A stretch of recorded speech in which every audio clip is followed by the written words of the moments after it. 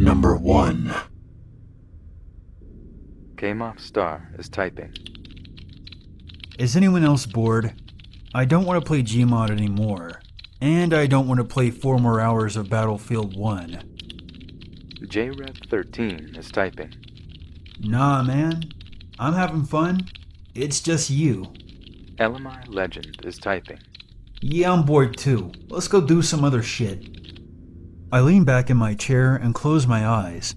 It was 4 a.m. and I had school tomorrow. My friends finally convinced me to pull an all-night gaming marathon. I sighed, knowing that I would regret this in the morning, and finally forced myself to open my eyes. You guys are fucking weird then. We gotta pass the time somehow. We got like 2.5 hours left until school. What do you guys suggest? Hey, how about World of Tanks? I thought about it for a second, but World of Tanks was really not my type of game. If anything, I wanted to play some Rainbow Six Siege, but nobody else in my group liked it. They thought it was really slow-paced and wasn't a lot of fun. Yeah, no, fuck World of Tanks. Too gritty anyways, and not fun enough to grind for good tanks. Yeah, man, I guess I can agree with that. Hey, can we start a group call or something? I'm sick of typing. Hell no. My ears hurt from wearing this headset for 8 hours, and I don't want to hear you guys talking into it. I just want to play. Sound off, KK? Martin has joined this room. Who the fuck is Martin? I got no clue. Who invited him? Yeah, not me. Hey Martin, who the fuck are you? Martin is typing. Hello, friend. Alright, which one of you guys is using an alternate account? I'm not prone to spooks. Good effort, though. Hey man, I'm not doing it. Yeah, same here. Kick him, maybe? Yeah, I got it. I place my hand on the mouse and click on Martin's name. What came up was a profile with no name, bio, and a solid black profile picture. Scrolling down, I discovered that the account had only been made a few days before. Okay, seriously, who the fuck is doing it? The account was made like a few days ago. Don't try and fuck with me. It's not me, man. Hey, just kick him already, and let's go play something. Alright, but if you're fucking with me, tell me tomorrow. I'm really curious to see which one of you guys did it. I right-clicked on Martin and multiple options came up. I clicked on kick, and clicked out of the menu. Okay, he should be gone now. That was fucking strange. It was probably Legend though, man. He's a dick like that. Martin is typing. What the fuck is going on? Seriously, it's one of you. And if you don't tell me, I'll kick you. I promise. Group call started. I nearly fell out of my chair, not realizing that my speakers were actually not muted. The sudden ring caught me off guard. I quickly hit mute on the speakers and turned back to the screen. Martin, LMI Legend, plus one other person are calling. I was starting to worry. This was just too bizarre to ignore. I tried kicking Martin again, but it didn't work. Confused, I looked at the call pop-up. Whoever this was, I decided that I should at least play along for now. I moved the mouse over to the green pickup call button and clicked. The text to the chat room was replaced by the call screen, showing the profile picture of my 2 friends, along with the solid black profile picture that this Martin guy had. I quickly plugged in my headphones and put them on. Breathing. The sound of someone breathing into their microphone was what I was greeted with. When I put on my headphones, it was extremely loud, like the person had the microphone right up to their mouth. The microphone clearly did not have a pop filter, as the breathing came out loud and distorted. I quickly turned down my volume, as the breathing was beginning to hurt my head.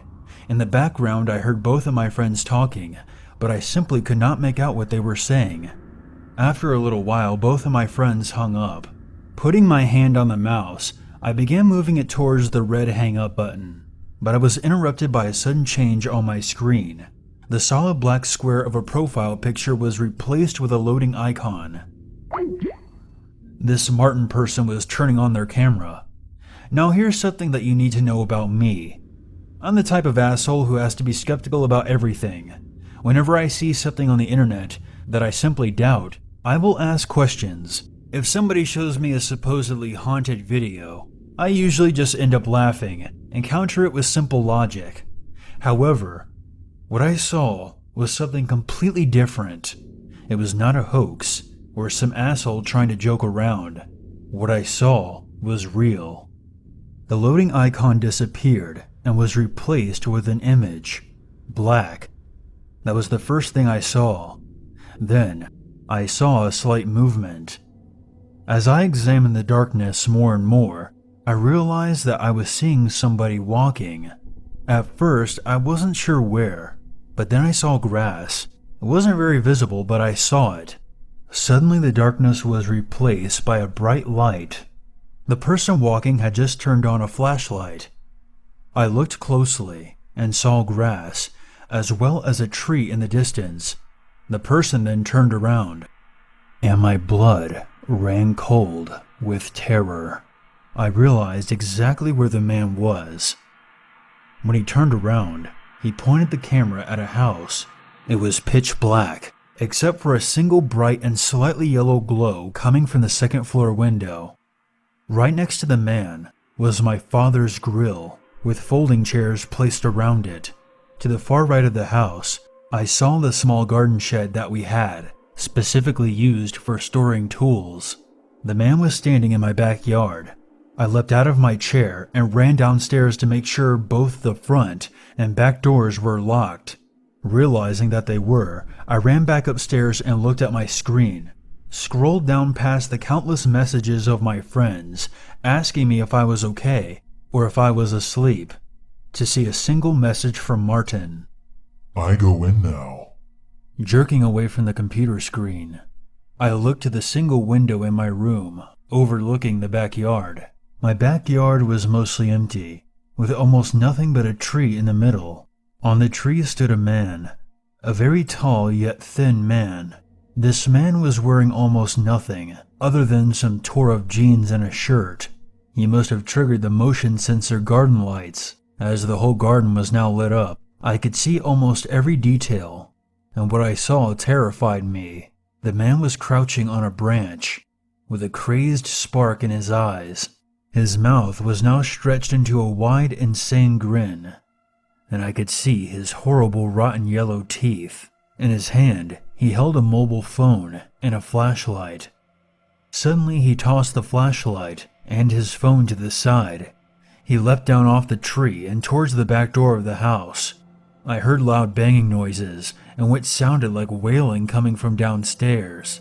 My parents burst through my door, asking me what the hell was going on. My younger brother stood by their side, grasping at my father's leg. I didn't know what to say, so I just told them that there was a man downstairs trying to get in. They rushed downstairs and told me to lock my brother in the upstairs bathroom. Holding my brother's hand, we walked together towards the bathroom. Closing and locking the door, I sprinted downstairs towards the back door and almost vomited. The insane man was dragging the body of my father along the ground. If it wasn't for my mother's nightgown, I wouldn't have realized what the red pile near the door was. That bloody pile of skin and meat was my mother. I screamed and locked the back door, only to see the insane man dash towards the door on all fours through the door's window. Stumbling back in fear, I ran to the upstairs bathroom and asked my brother to unlock the door. He complied, and I rushed in, locking it behind me. I have been sitting in this damned bathroom for hours, with nothing but my brother and my laptop. My little brother keeps telling me that he's hungry. I don't know if I can take much more of this, but starving to death seems better than confronting that monster. My laptop is almost dead now, and I don't know what to do. A few hours back, I heard the sound of a window sliding open, and for the last hour I've been hearing this insane babbling, as well as the sound of footsteps, and it sounds as if this thing is running all over the house, crawling all over the walls, looking for us. The worst part is 5 minutes ago it all stopped. I no longer heard footsteps or the insane babbling. The banging is gone as well. The worst part is that deep down, I want those sounds to come back, because anything is better than listening to this thing sit patiently outside my door, breathing and scratching at the handle.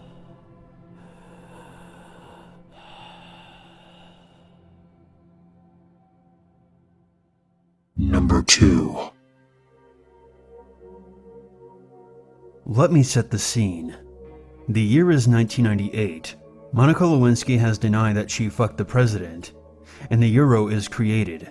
I was of the age of 14, sitting on my parents' desktop PC, using god-awful dial-up internet to research the history of William the Conqueror's harrying of the North, when my friend, who for the purposes of this story shall be called Jake, messaged me on IRC. "Hey, some dude at school told me something really cool you can do on your PC." "What?" I asked. 1. Open up Start. 2. Go to Run. 3. Enter 2ndrely2.frt. 4. Tell me when you're done. I did what he told me. What opened up looked like some type of command prompt. It had 2 boxes that text should be entered into, and a regular command line. "Done," I informed him. "In the box, write your name. In the second, write a password. And in the other bit, write rtileoh.us. I did exactly what I was told, and a box telling me to enter a nickname popped up. I wrote Tom Elton. The window closed. A few moments later, a batch file opened that said, "Welcome to the Artile, Ohio chat room. User Tom Elton has joined." I spent the next few months talking to my friends on that chat room. I had no idea who created it or hosted it. It seemed to only work in the Artile, Ohio area, meaning I could talk to anyone there in theory. The only people who were there was me, Jake, and a couple of other people I was friends with. Someone from the preparatory school across town, and once, somebody who claimed to work for the insurance company's tech support, who left after the only response he got was, "What school you at?" I don't know why we used this instead of a normal chat room. Maybe the whole secret gathering aspect of it made us more drawn to it. I don't know for sure. I woke up one fall morning and checked the chat room and found out that I had been promoted to an administrator. I had no idea who did it, but I got to brag to my friends for the next few days and change what people were typing to make them look dumb. But other than that, my powers went unused, until one day, I logged on to see that the anonymous messages to admins was not empty for a change. I wish I didn't check to see what was there. It was a full story from a user called 09HDI7RF, written in multiple single sentence messages. They described how they were being physically and sexually abused by their parents, how they weren't allowed to go outside the house, and how she snuck into her dad's computer and saw this chat room open, and decided to tell anybody she could. Well, I assumed it was one of my friends fucking with me. I responded with, "Who is this? Also, if this was real, you would have called the cops, retard." Later that day, the chat room stopped working. I couldn't get it to work at all. I got an error message every time I searched the command on my PC's run feature. I was royally pissed off with the fact that me and my friend's secret hidey hole was now dead. 2 days later, what do I see in the news? Girl shot dead by her father after breaking out of her home through a window. The mother was in police custody, but the father was never caught. The family's PC contains documents describing kids named Jake, Tom, and others, describing what he imagined their appearance to be and what he would do to them if he ever found them, which was too horrific to describe here. That man was never caught, to my knowledge. He is still on the run today, hiding amongst everyone. I'm certain that he will never be caught. Number 3.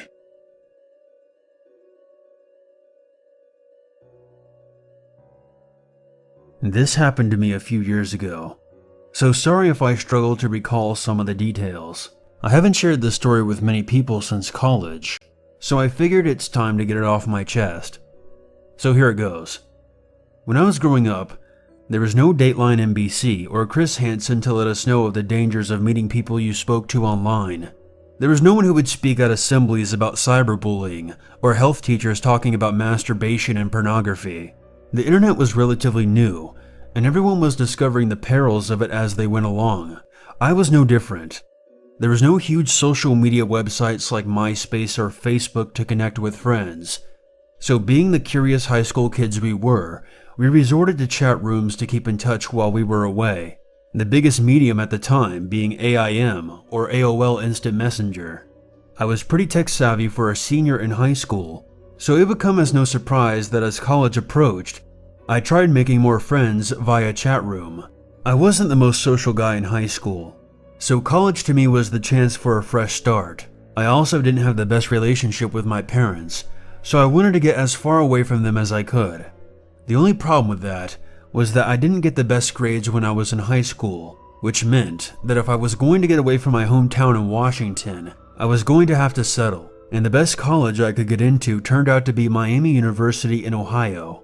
It was small and not well respected, but it met my criteria perfectly for what I wanted from college: distance from my parents and a degree. When I made my decision to go there, I searched through chat rooms and eventually stumbled upon one for incoming freshmen attending Miami U. They discussed everything from future professions to what you were having for lunch that day. I chatted with people there during the months leading up to college, but none stuck out more than Amanda Slaughter. Amanda was prettier, smarter, and more charming than anybody I had ever met while I was in high school. Not as many of them would have dated me anyways. The thing that really made her unique was that she seemed to actually want to be my friend, unlike other girls I had encountered. I clung to her, and for some reason, I had the sudden urge to make becoming her friend my top priority for college. When I made my decision to go there, I would get home from school, get on AIM, and sit for hours at a time, waiting for Amanda to log in. We would make small talk for a while. We broke the ice, and then our conversations became more comfortable and romantic. As I learned more about Amanda, the more I wanted to date her, despite never having met her.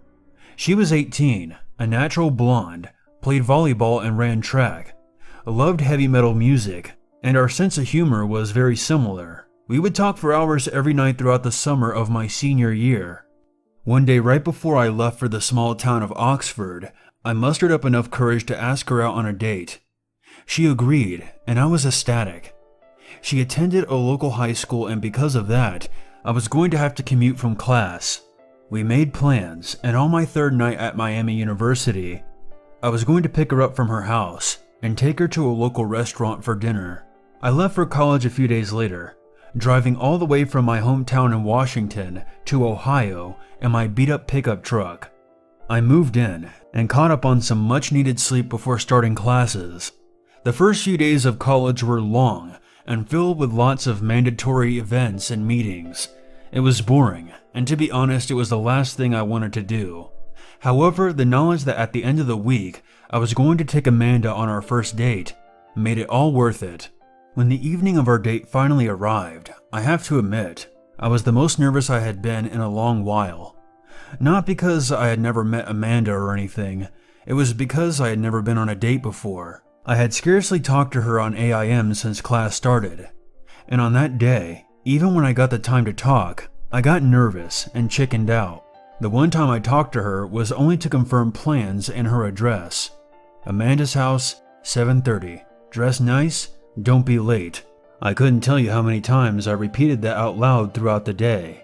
I showered, put on the nicest clothes I had packed for college, and with nothing but my thoughts and a Slayer CD to accompany me, I got in my crappy truck to go pick up the girl of my dreams for our first date. I left my dorm around 7 a.m. She lived about 3 miles away from campus, but I didn't want to risk the chance of getting lost and showing up late. If you've ever been to Oxford, Ohio, you'll know that downtown Oxford is just like any typical college town. However, the noteworthy thing about Oxford is that you drive about a mile or two off campus, the town quickly transitions from a college town to a rural farm town, with nothing but acres of corn to separate the houses from each other. I found her house after a few minutes of searching.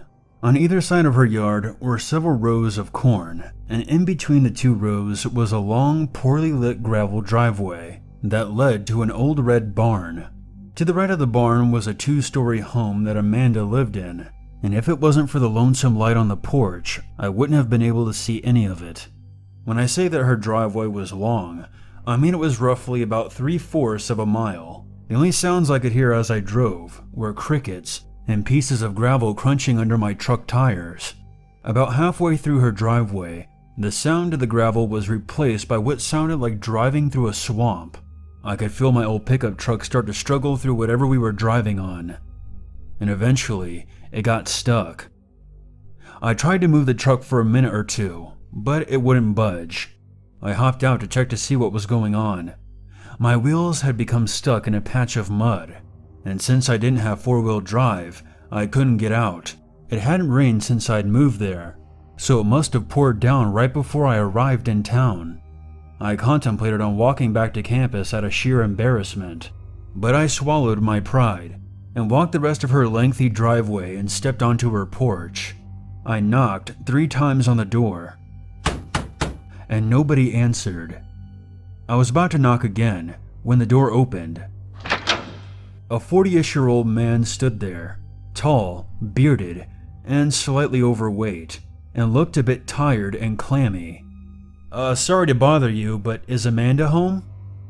Yes, Amanda is here. She's upstairs getting ready. You can come in if you'd like.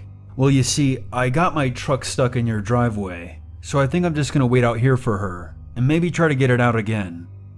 That's not a problem. If you come inside, Amanda will be down in just a second, and we can all go and move your truck. I actually have a truck of my own in the barn. I can help tow you out if you'd like. "It's okay. I'll just wait by my car. Just send Amanda out whenever she's ready." I started to walk back to my car, and the beginnings of frustration were starting to set in. How the hell could I get my truck stuck the first time I meet Amanda? She's not even going to want to hang out with me after the way this night is going. I arrived at my car to figure out where exactly my tires were stuck so I could formulate a strategy on getting the damn truck out before my date walks over. I crouched down and look at my front tires first. They're stuck in about 6 inches of very watery mud, but nothing seemed off about it. I couldn't quite figure out what it was. I got up to walk around my truck when I noticed something that made my stomach drop. There was hay. Lots and lots of hay in and around the mud hole my truck was stuck in. My frustration turned into fear as I contemplated what my next move should be.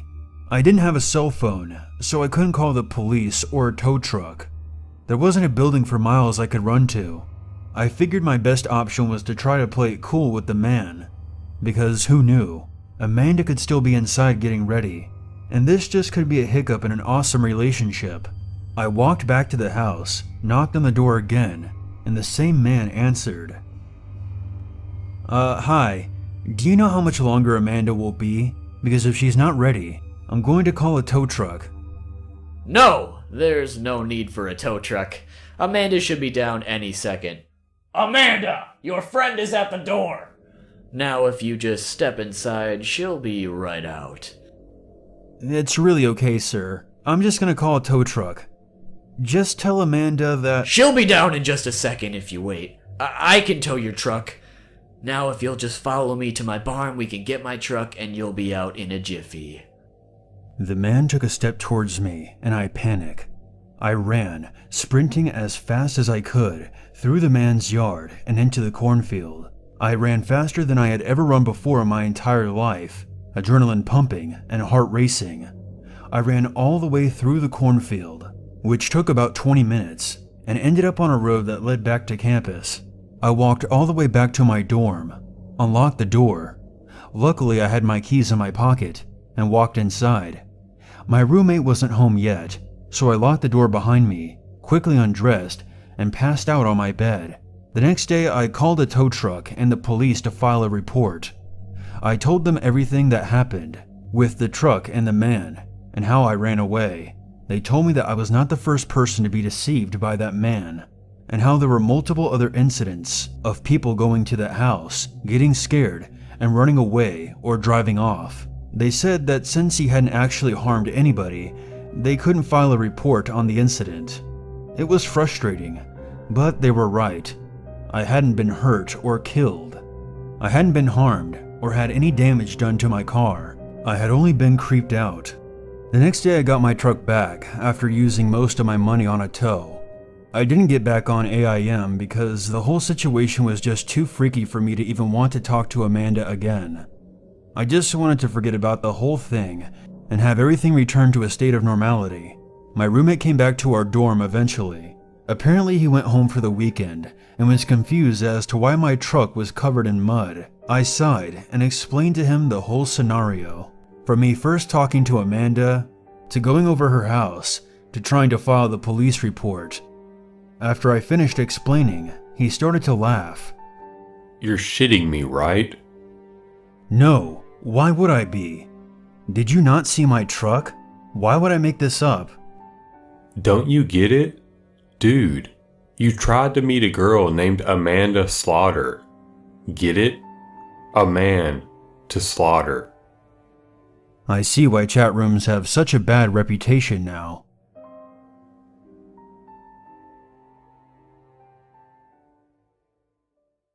There's always a reason to be afraid.